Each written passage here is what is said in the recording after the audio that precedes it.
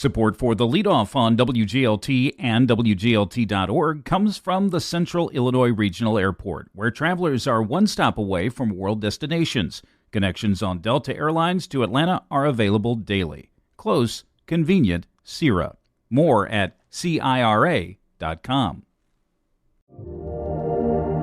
Two Twin City educational leaders have developed a new way to track the progress of special ed students. That's one of the things you need to know to start your day for Monday, September 9th. I'm Ryan Denham, and this is WGLT's The Leadoff.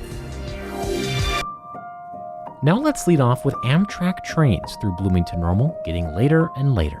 WGLT's very punctual Charlie Schlenker has more. The latest report of on-time performance shows a 4-year decline to 63% of trains arriving within a half hour of the schedule last year.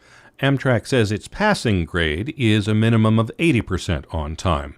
Amtrak board member Chris Coos of Normal, also the mayor, says a big reason for delays is freight rail companies are still not abiding by a 1971 agreement to give passenger trains priority over freighters. The Department of Transportation is currently in a lawsuit with, I think, Norfolk Southern over issues like that, and it looks like DOT and Surface Transportation Board are starting to look at holding the freights accountable for that agreement. Amtrak gives Union Pacific Railroad a lower grade than Canadian National for causing delays on the Chicago to St. Louis corridor. Those two railroads have track between Bloomington-Normal and Chicago.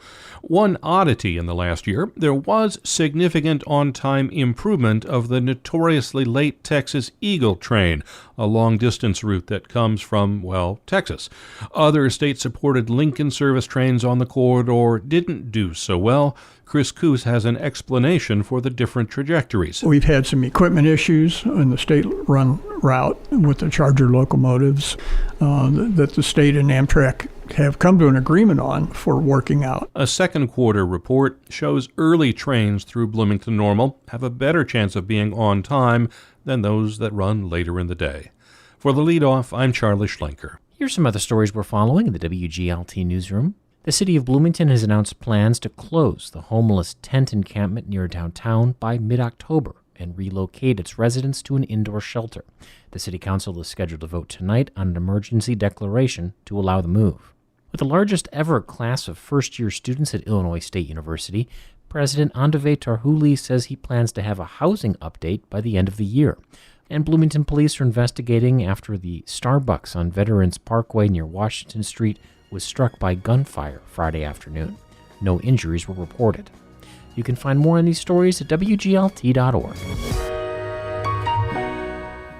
Now let's turn to those two educational leaders at the Baby Fold who have developed a new way to track the progress of special education students. Alyssa Calandra and Kelsey Kercheval say they felt previous student data systems focused too heavily on negative behaviors and chronological age. Calandra and Kercheval tell WGLT's Lindsay Jones they worked on creating a new system, one that focuses less on negatives and more on pattern recognition and brain development. You think about the book, What to Expect When You're Expecting, comes to mind, and it just beautifully maps out when you're expecting a baby. These are all of the things that you're going to go through, and this is, baby's first year. Here are all the things, the milestones, all of those things. And we've essentially just done the same thing with our students so that we can really have that all mapped out. It's a very clear path, and it does sound very abstract, but when you break it down into those developmental milestones and it's things that you can easily observe, then we can put the supports in place to help them reach that next level. I'm curious as to what both of you or either of you saw that prompted a rethinking of how these systems were working in the first place. As we've learned more and just what our kids need and where they are at, we started to see holes in our data system. We realized that our previous data system really just focused on negative behaviors. It was counting the frequency of a negative behavior like talking without raising your hand or getting out of your place where you're supposed to be. And the focus was very much on the negative. And it also didn't give us a lot of insight. So we were counting all of these negative behaviors, but we really weren't looking underneath the behavior to why it was occurring. And so we were curious, why is the student choosing to do this, or what is really going on here?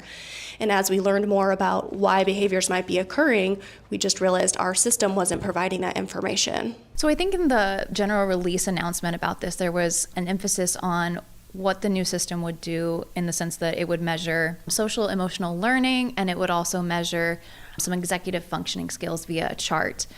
Could you talk about why those two things were singled out in particular, and how you measure concepts that may seem nebulous? The data system is really grounded in brain development. So because brain development happens pretty consistently for everybody, it's fairly measurable. So like when you take your toddler to the doctor, usually they'll talk about developmental milestones that your child is reaching and at what points and what's within normal range and all of those sorts of things.